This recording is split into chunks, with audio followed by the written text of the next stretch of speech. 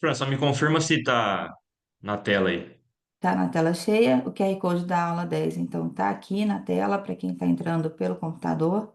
Então, vocês têm um minuto aí Ok. para poder responder. Esse é para poder acessar esse QR Code. Ele vai ser apresentado de novo um pouquinho mais para o final, para a resposta de todos. Léo, obrigado por ter apresentado essa aula. O Leonardo é fellow do Hospital das Clínicas daqui da USP de Ribeirão Preto. É um menino fora da curva, excepcional. Então, eu te agradeço muito, Léo, pela disponibilidade e tenho certeza que a gente vai aproveitar muito seu conteúdo. A tela é sua. Obrigada. Obrigado, Fran. Bom, meu nome é Leonardo, sou fellow do segundo ano aqui, serviço da USP de Ribeirão. Queria agradecer pelo convite de apresentar essa aula, especificamente a doutora Francine, que me ajudou a montar esses slides e a fazer a busca para as imagens e o conteúdo, né? A gente sabe que é uma doença não tão presente aí, talvez, para os residentes. A gente vê no ambulatório de retina, a gente está lá sempre, mas para os residentes é uma doença que às vezes eles não têm muito contato. Então é interessante trazer um pouco aqui de conhecimento para vocês.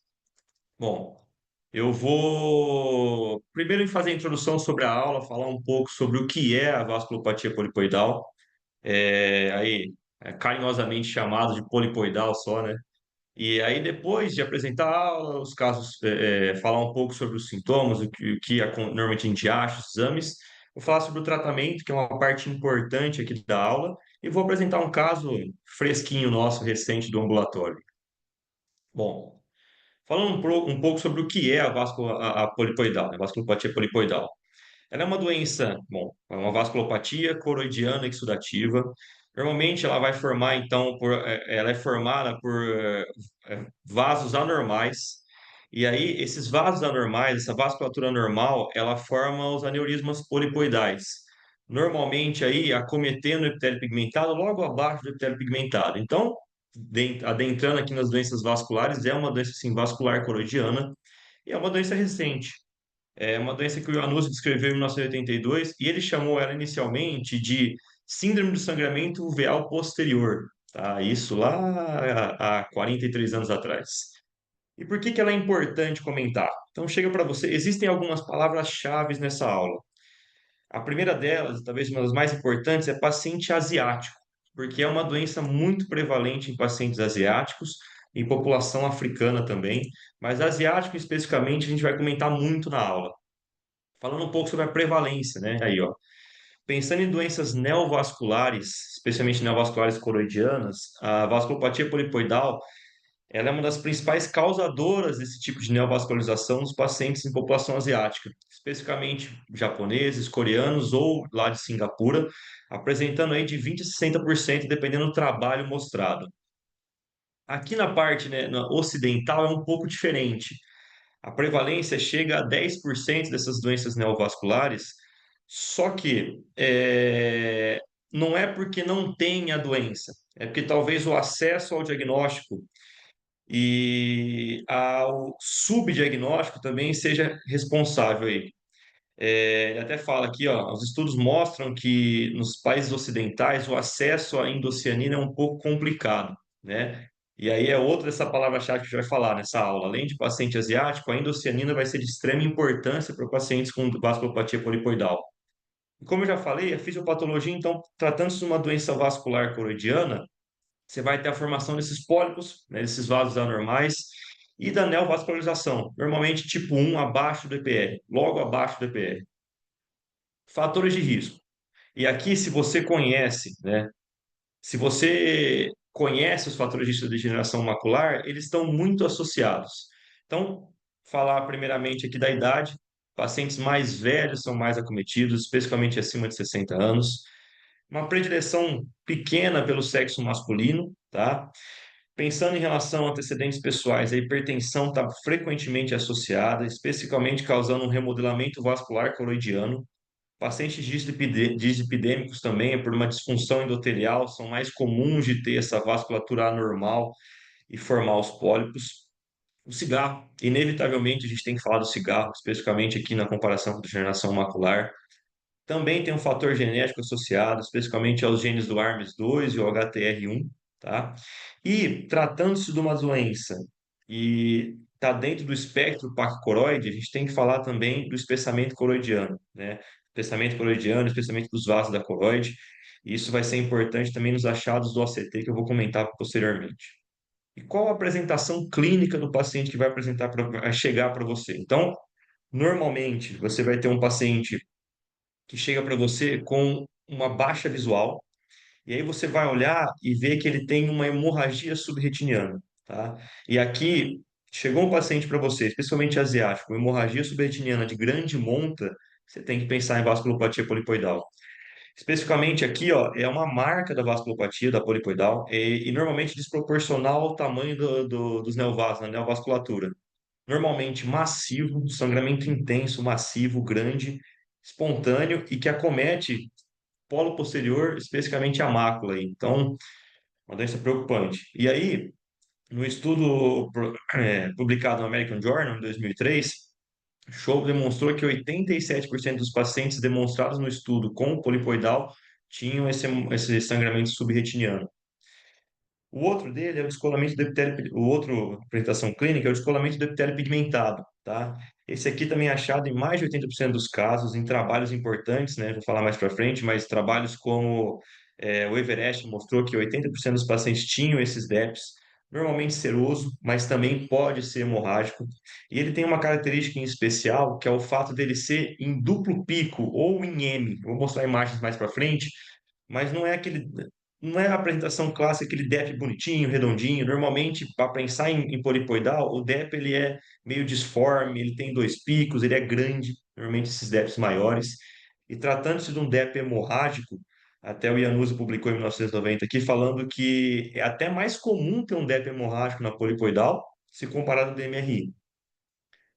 Exudação crônica, aqui também o estudo Everest 1 trouxe que 50% dos pacientes do estudo demonstravam uma exudação grande, então é um depósito lipídico grande, de grande monta, normalmente associado a um fluido subretiniano, pode estar associado a um descolamento seroso pelo próprio depósito de lipídios aqui, causando danos extremos à retina externa.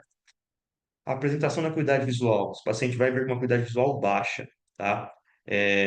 Tanto o Planet, que é outro estudo também que eu vou citar mais para frente, quanto o Everest, eles falam que a média, o paciente chega com você com uma acuidade visual de 20/50 a 20/100.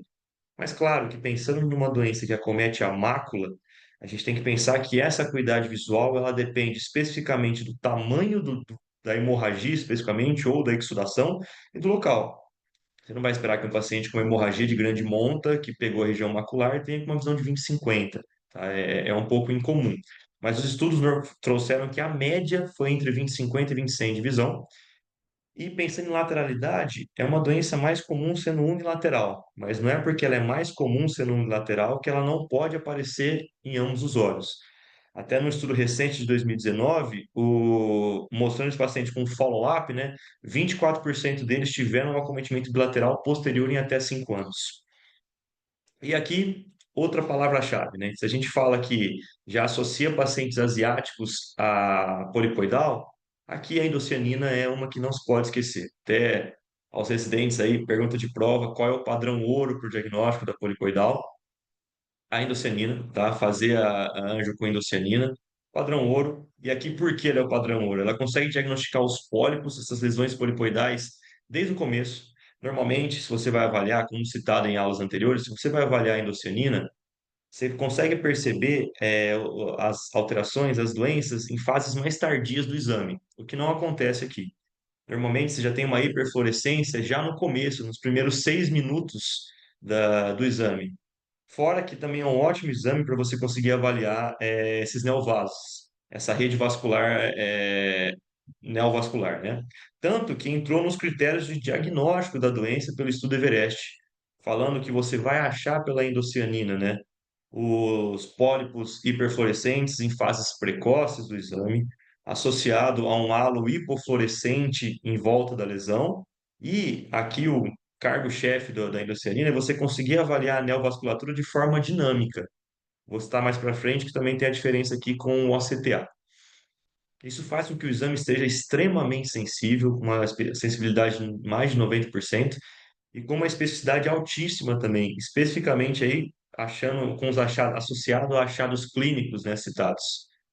Aqui só para mostrar, então eu tenho ali um pólipo, né, na endocianina ali na A, e conseguem avaliar que consegue ver muito bem a neovasculatura aqui, ó. Na imagem do lado, você consegue ver que mesmo no começo do exame já demonstra uma hiperfluorescência do pólipo, tá? Isso é importantíssimo no diagnóstico. Agora, a gente sabe que não é um exame comum, não é um exame acessível. A medicação, ela falta, especialmente, né, falando em um hospital público, a medicação não é fácil de achar. Então, para isso, o OCT, ele é muito importante no diagnóstico da doença também. E o que que a gente vai ver no OCT?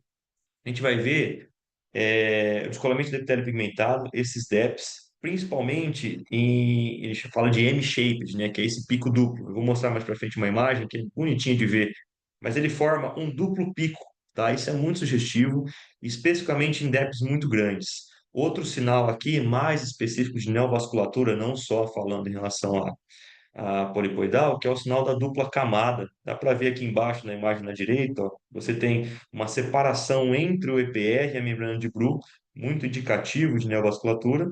Além do que, você vai ter fluidos subretinianos, cistos interretinianos, pode vir com o DEP hemorrágico, e aqui, o DEP hemorrágico fala mais a favor, né, de ser polipoidal.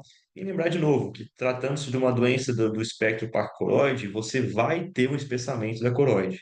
E aí, talvez fazer o EDI, né, nos aparelhos que possuem essa capacidade, fazer o EDI seja importante para poder você conseguir avaliar a espessura da coroide, ver se tem algum vaso maior associado que pode estar causando isso. Bom, então aqui, ó, olha aqui embaixo a imagem inferior, parece um M, né, que ele fala de M-shape, desse DEP grande, tá? Pode ver que tem a sinal da dupla camada aqui na imagem central. Você vê essa separação entre o EPR e a membrana de Bruch, tá? E a endocianina aqui do lado, mostrando exatamente passando sobre o pólipo. Essa imagem bem bonita aqui, tá?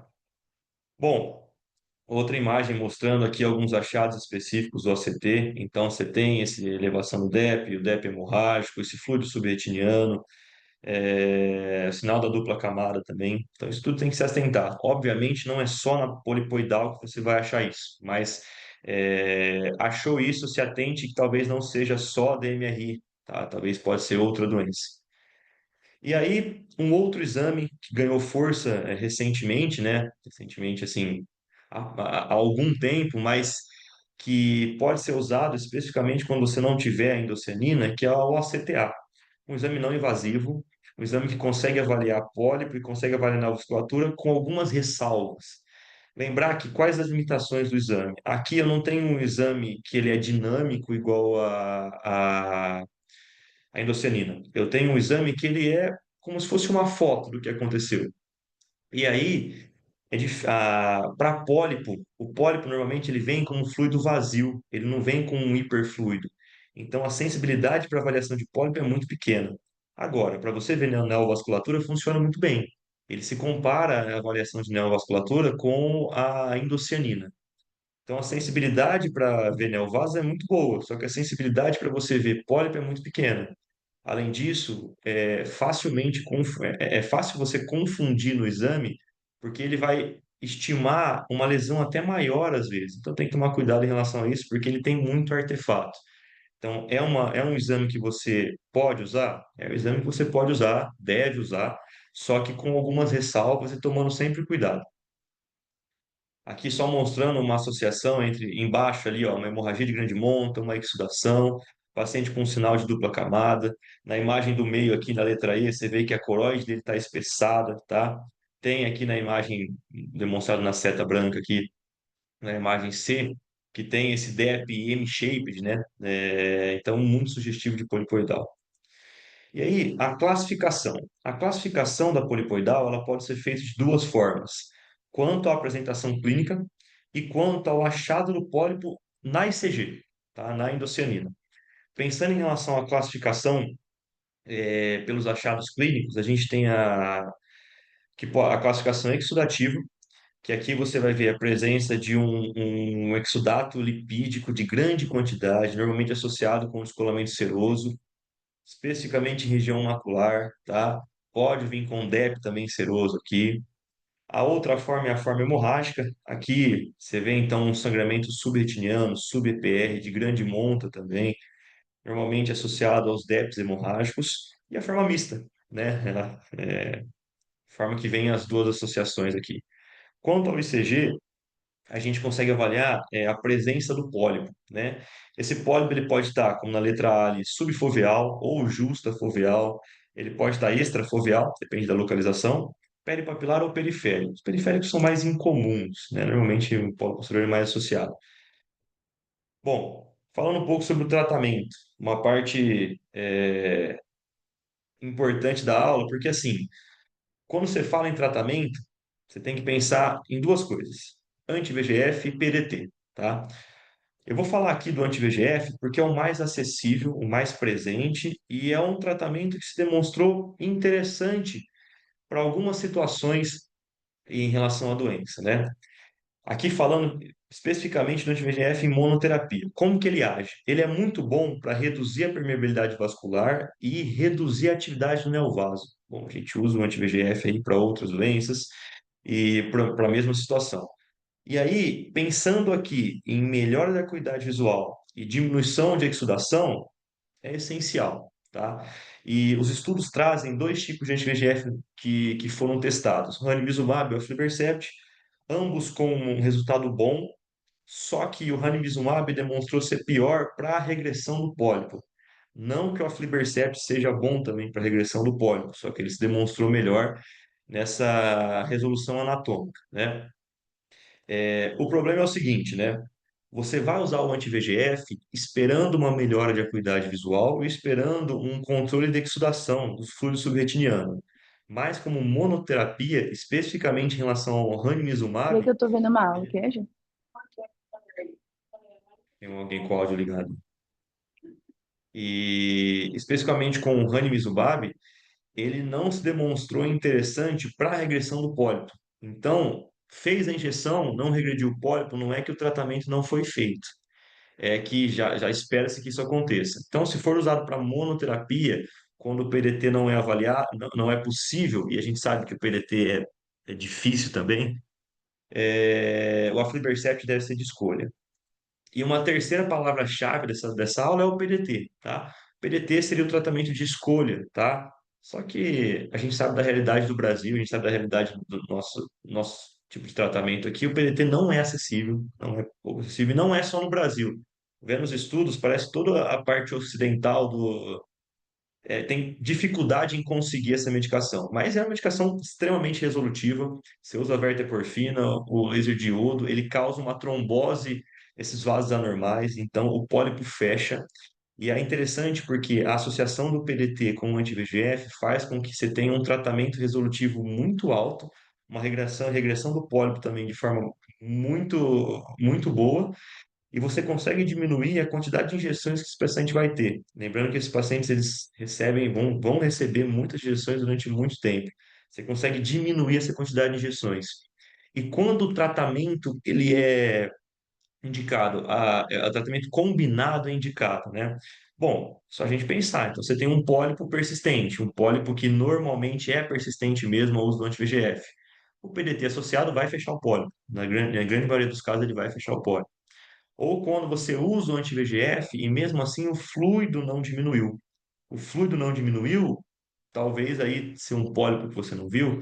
Então, o PDT é interessante nessa situação. Ou nos DEPs hemorrágicos, ele é muito bom para DEP hemorrágico. E aí, igual que eu citei, fala, se você fizer o tratar e estender associado ao PDT, normalmente você consegue ter resultados muito bons em injeções cada 3 meses. Só que esses estudos que são demonstrados aqui, que usaram o PDT com ótimo diagnóstico, são estudos asiáticos. São estudos pouco presentes na nossa realidade aqui, porque, bom, aplicar o PDT é algo muito difícil no nosso país, né? Enfim, falando um pouco sobre os estudos, né? O primeiro estudo foi o Planet, e o Planet é um estudo de 96 meses, tá? É um estudo longo. Eu peguei o primeiro ano aqui, porque como que funciona? Ele pegou esses pacientes com polipoidal e ele fez injeções mensais de aflibercept. A partir de 12 meses, esses pacientes que tiveram resultado subnormal, ou seja, não fecharam o pólipo ou tiveram fluido, que foi considerado o subnormal deles, eles foram randomizados em 1 para 1 no estudo que o paciente ia fazer um sham com PDT, né? Ou um PDT de resgate, tá? Só que ele demonstrou que nesse 1 ano de resultado, ou seja, só com anti-VEGF, 86% dos pacientes tiveram melhora visual importante, tá? Só que em 80% dos casos o pólipo foi persistente. E isso que demonstrou para a gente que talvez para tratamento de pólipo não seja uma boa escolha, né? Não ter um bom resultado. Só que também os pacientes que tiveram o PDT só de resgate não tiveram um resultado muito significativo nesse 1 ano, né? O outro estudo, esse o Everest tem o 1 e o 2, eu trouxe o 2 para mostrar, esse avaliou o ranibizumab em monoterapia e o ranibizumab combinado ao PDT. Em monoterapia, ele já teve um ganho interessante em relação às letras. Então, a melhor acuidade visual foi de 5,1 letras, né? Durante o tempo de estudo, mas combinado deu 8,3 letras, uma melhora significativa. Só que olha que interessante ali em relação à regressão dos pólipos. Monoterapia, quase 70% dos pólipos ficaram, tá? Agora, se combinado ao PDT, foi uma melhora importante. E, bom, as considerações do que pode ser, né? Assim, do que a gente consegue achar. Pouco acessível no Brasil, tá? Na nossa realidade aqui de Ribeirão, não dá para conseguir, é muito difícil. É, Se você for usar a monoterapia de anti-VEGF, usar o aflibercept esperando um tratamento do fluido, um tratamento da exsudação, um tratamento de melhora visual, só que já sabendo que o pólipo vai manter. E aí a intenção, né, para os estudos futuros, conseguir um acesso melhor ao PDT ou alguma outra medicação que consiga substituir, ou a gente tentar também com as novas medicações, né? Faricimab vindo aí, pode ser que tenha melhores resultados também. Bom, e aí eu trouxe um caso clínico recente aqui, paciente 88 anos, tá? Essa paciente, na verdade, era uma mulher e ela tinha uma queixa de uma perda de acuidade visual em ambos os olhos, de longa data, né, com piora nos últimos 2 meses, especificamente no olho direito. Em relação a antecedentes pessoais, antecedentes oculares, ela era pseudofásica, tá? Ela tinha um diagnóstico prévio de DMRI e ela fez durante 2 meses um tratamento com aflibercept mensal, tá? Mais uma paciente hipertensa, diabética, dislipidêmica, que teve um histórico prévio também de ter um ataque isquêmico transitório em uso de AS.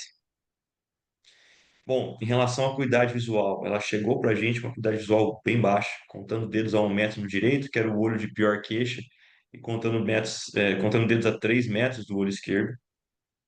Em relação à biomicroscopia, pseudofásica só, sem alterações, a pressão boa também, e com esse fundo de olho. Esse fundo de olho aqui. Então a gente viu o olho direito, o olho da queixa, né? Uma hemorragia de grande monta, tá? Não coloquei a medida aqui, mas ela dava 3,9 diâmetros de disco, tá? E podem perceber inferior a exudação também grande aqui, que escorre pela gravidade inferior, tá? No olho esquerdo, ela tinha uma fibrose subretiniana importante também. Demonstraram para a gente não ser só há 2 meses, né? Mostrava aí uma perda visual de longa data. Aqui mostrando a autofluorescência, então ela tinha uma hipoalto por bloqueio nesse olho direito aí, com uma hiperalto, pode ver que tem nas bordas em ambos os olhos, tá? O infrared e com esse OCT, o do olho direito. Então você vê hemorragia, vê os cistos intraretinianos, tem o fluido subretiniano também, tá? De um tamanho grande, tanto de diâmetro quanto de espessura. E no olho esquerdo ela já tinha uma fibrose subretiniana ali, tinha uma membraninha também. Bom, qual foi o nosso diagnóstico aqui? Ela tinha uma hemorragia subretiniana e, pensando em tudo, né, com essa hemorragia de grande monta, os achados, suspeitamos de uma polipoidal, tá? E citando aqui a brilhante aula que a doutora Francine deu há pouco tempo atrás, falando em relação ao tratamento dessas hemorragias de grande monta, tá? A gente normalmente trata conforme o tamanho do sangramento, pensando nos trabalhos mais recentes. Então, a gente tem dois marcos aqui, que é 1 diâmetro de disco e 4 diâmetros de disco. Abaixo de um diâmetro de disco, só o tratamento com anti-VEGF e o TPA intravítrio, o alteplase intravítrio, tem boa resposta, tá? Normalmente você pega hemorragias menores, uma hemorragia que tem uma resolução aí, demora um pouco mais até a medicação agir, mas é preferível em situações onde o paciente tem alto risco cirúrgico ou mesmo não tem condições de cirurgia. Se você pega um paciente aí com de 1 a 4 diâmetros de disco de hemorragia, que é o que se encaixa na nossa paciente aqui, existem dois tratamentos possíveis que têm uma boa resposta, que é associar o anti-VEGF intravítrio com o alteplase intravítrio e fazer um deslocamento com um gás. Aqui a gente usa o C3F8, você coloca o gás, coloca o paciente em posição de cabeça e você tem um deslocamento desse sangue da região macular, tá? Ou a cirurgia. Faz a vitrectomia, coloca o alteplase subretiniano. Obviamente, a vitrectomia com alteplase subretiniano tem melhores respostas aqui, tá? Tem melhor resultado. Acima de 4 diâmetros de discos, né, que também é quase a nossa paciente aqui, a vitrectomia é importante. Só lembrando que nesse caso aqui, é um paciente de 88 anos, múltiplas comorbidades, altíssimo risco cirúrgico, tá? E lembrando que a gente, por mais que tenham trabalhos que mostram para a gente que o tratamento depende do tamanho, a gente trata o paciente, a gente não trata o fundo de olho dela só. Então a gente tem que avaliar se esse paciente teria condição cirúrgica, condição de fazer o gás. Ela não tinha condição de fazer o gás, não tinha condição cirúrgica. Nessa situação, a gente optou por, como conversando com o familiar também, a gente foi aberta a possibilidade familiar, optamos por fazer só o intravítrio, tá? Essa paciente vai voltar, ela veio faz 2 semanas, voltou semana passada, volta essa semana também. E é isso. Bom, aqui estão as referências. Excelente, Léo. Muito obrigada, viu? Assim,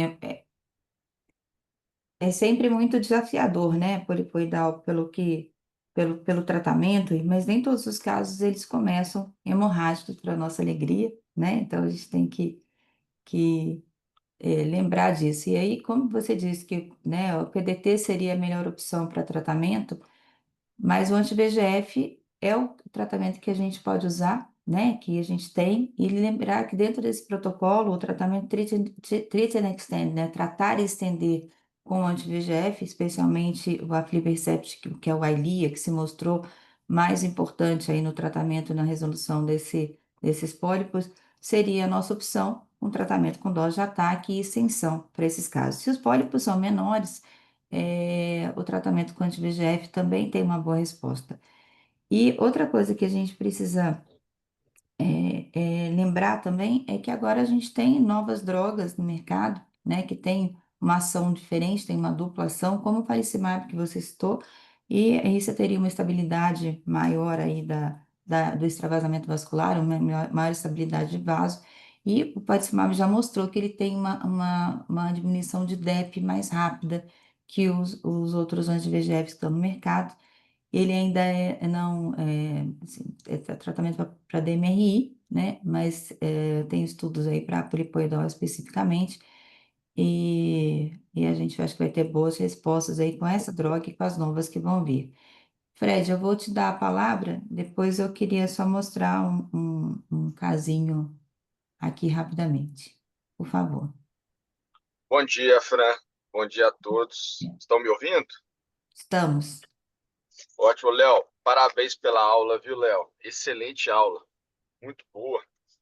Acho que se você mostrou um slide aí de um trabalho importante, que é o Image Society PCV Work Group, que ele avaliou pacientes com polipoidal e propôs critérios para diagnóstico de polipoidal com exames não endocianina verde. Eu acho que é muito interessante, esse trabalho é muito interessante, vale a leitura, porque conforme você disse, a endocianina com a angiografia com endocianina verde é o exame padrão ouro para diagnóstico, mas a gente não tem esse aparelho em todas as clínicas, ele não é um aparelho acessível a todos.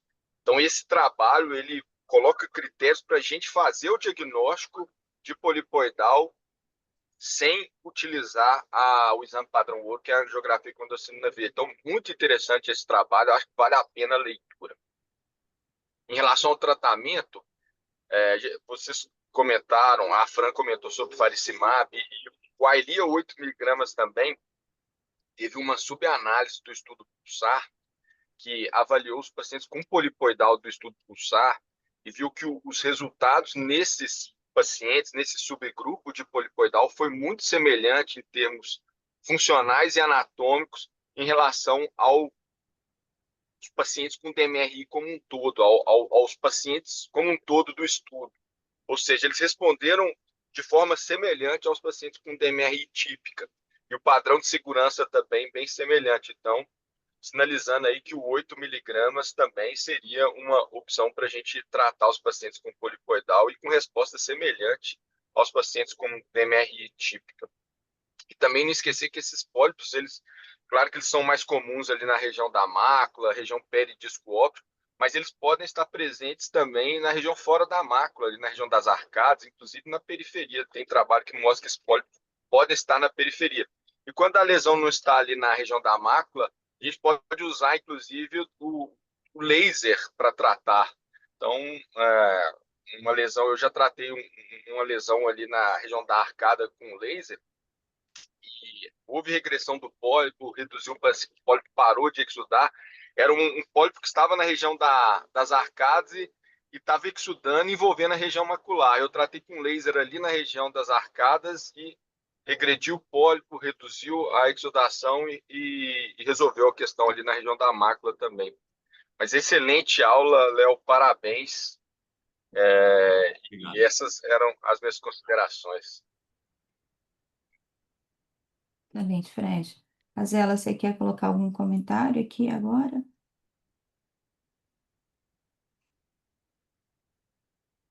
Não, obrigado, Francine. Ó, só parabenizar os comentários aí do Leonardo, excelente aula, e também do nosso amigo aí, que é excelente conhecedor de polipoidal, né? É fabuloso, tá? Tá bom. Eu vou só compartilhar minha tela aqui um minuto, então. Léo, você pode colocar o trabalho para o Alexandre que ele está pedindo aqui no site? Fui copiar aqui do meu e não estou conseguindo, não sei por que eu não estou conseguindo copiar aqui Peraí, o vou trabalho pegar para aqui. mandar para ele. Acho que agora vai.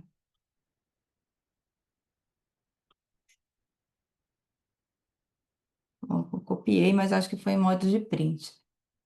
Bom, eu vou só dividir minha tela um minutinho enquanto o Leonardo coloca aqui, só para a gente ver que, assim, às vezes a gente tem que lembrar que a gente lida com pacientes de muita idade, né? Então, às vezes, vocês estão vendo minha tela? Sim. Então, às vezes a gente fala, não, vamos fazer uma vitrectomia Ô, Érica, desculpa, você quer falar agora? Eu não tinha visto. Você quer que agora ou depois? Pode ser depois, Fran. Pode terminar isso. Eu vou fazer uma pergunta para todo mundo depois. Tá bom. Esse caso eu conduzi com o João Pedro, então a gente tem que lembrar que às vezes a gente está com o paciente Leonardo com 88 anos, você vai fazer esse paciente entrar numa vitrectomia, às vezes a gente pode ter complicações também, né, com a cirurgia, mais difícil, mas você tem todo um pós-operatório, enfim, que, né, às vezes realmente acontece. Então, como o trabalho mostrou, você também tem a opção do anti-VEGF, anti-VEGF mais gás, anti-VEGF mais gás, mais otoplase, ou gás somente para você dispostar a hemorragia subretiniana, ou mesmo a vitrectomia com TPA subretiniano e troca com gás e reavaliar depois. Então, nesse caso, é uma paciente de 65 anos que teve uma baixa de visão súbita no olho esquerdo, é, e ela não tinha, eu vou trazer história pregressa, com movimento de mãos e 20/30 no outro olho, e aqui mostrava uma hemorragia grande no polo posterior, né, mais expostada inferiormente, e aqui no OCT a gente consegue ver dois DEPs grandes com hemorragia subretiniana na região macular, e aqui uma montagem mostrando a área central e a hemorragia escorrendo para inferiormente. Aqui novamente o OCT mostrando esses pólipos grandes, então um sugestivo de polipoidal. E esse outro caso é um paciente de 78 anos que já tinha tido uma polipoidal no olho direito, que foi submetido a uma cirurgia de vitrectomia para tratamento para esse olho esquerdo, perdão, e que ele teve desculpa, perdão, me enrolei aqui, para o olho direito mesmo. E foi colocado óleo de silicone, ele ressangrou depois com óleo de silicone e acabou que a visão desse olho ficou muito pobre, viu, com uma visão de conta-dedos. No olho esquerdo, ele apresentou, alguns anos depois, um sangramento também na região macular. Ele vinha tratando com anti-VEGF, estava no tratamento, estava em tratar e estender, e estava em fase de extensão. A visão anterior era 20/40, quando então teve essa hemorragia maciça com visão aí de movimento de mãos. Então, esse é o olho previamente, né, a hemorragia, e aqui, depois que ele sangrou, fazendo essa hemorragia enorme, maciça, foi muito parecida com a hemorragia do olho direito, quando ele chegou no serviço. As hipóteses são essas, né, e qual seria a conduta para a gente proceder nesse olho, e principalmente porque o outro olho já tinha tido um desfecho não favorável sobre vitrectomia. Então, baseado nesses artigos e nesse estudo que o Frederico comentou, que o Leonardo colocou aqui, a gente acabou pensando em fazer TPA mais gás.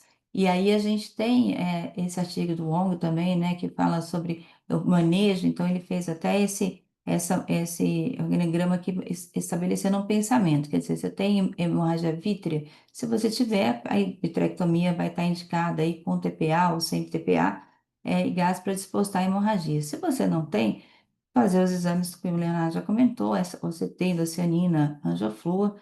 Se tiver contraindicação para gás ou anti-VEGF, monoterapia ou combinação, né? Se o paciente não conseguir fazer face down, pode ser uma opção.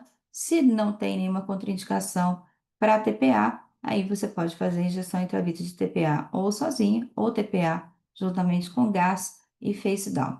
Lembrar só que o TPA, ele tem algumas contraindicações, então a gente tem que tomar cuidado que o paciente usando, por exemplo, anticoagulante, ele pode predispor a uma hemorragia vítrea, pode predispor a uma hemorragia mais severa, até com AVC, tá? Então a gente tem que ter alguns critérios aí para usar o TPA, para a gente não induzir o paciente a complicações sistêmicas, né? E geralmente a gente faz a diluição com água pré-injetável e aspira 1 miligrama de TPA por ml para fazer essa injeção intravítrea, que vai, e a gente vai proceder aqui a fibrinólise do coágulo. Então, o Shin, ele mostra, né, esse trabalho de 2015, que as hemorragias maiores de 450 gramas, micra, tiveram uma melhor acuidade visual com a terapia combinada, gás mais TPA, e o Kitagawa mostra também que o TPA com gás teve uma melhora de 3 linhas ou mais, né, nos pacientes tratados.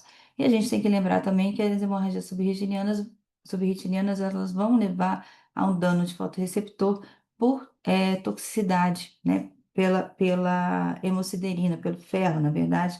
Então, leva uma toxicidade dos fotorreceptores com mais baixa divisão, principalmente nas hemorragias com mais de 7 dias. Então, 7 dias é seu tempo ideal para tratamento desses pacientes, tá? E gás e TPA é fácil, é rápido e não requer muita estrutura para fazer isso. Então, esse aqui é o pré-injeção da paciente, esse é o pós-injeção dessa paciente, com 7 dias de follow-up, com 30 dias de follow-up, ela estava com 20/200 de visão.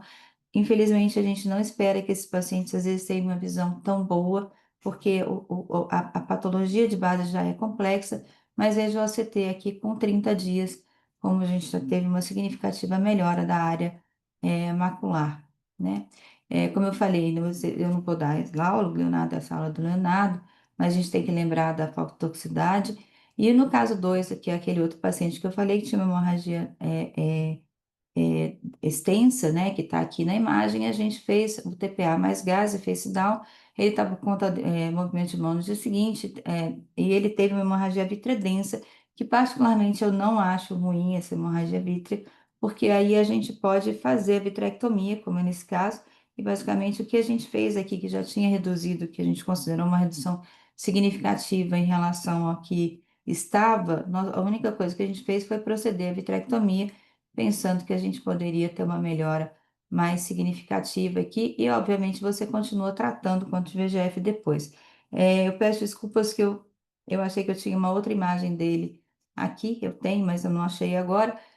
Mas vejo que já teve uma melhora significativa em relação à primeira, quando ele chegou, depois da cirurgia. Esse paciente hoje ele está com 20/100 de visão, não é um espetáculo, como eu disse, mas é o olho que ele usa, é o olho que ele está conseguindo fazer as coisas, ter autonomia de vida, então é um olhinho que a gente conseguiu salvar.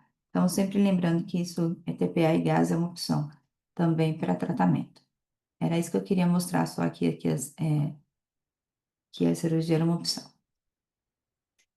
Érica, você quer comentar?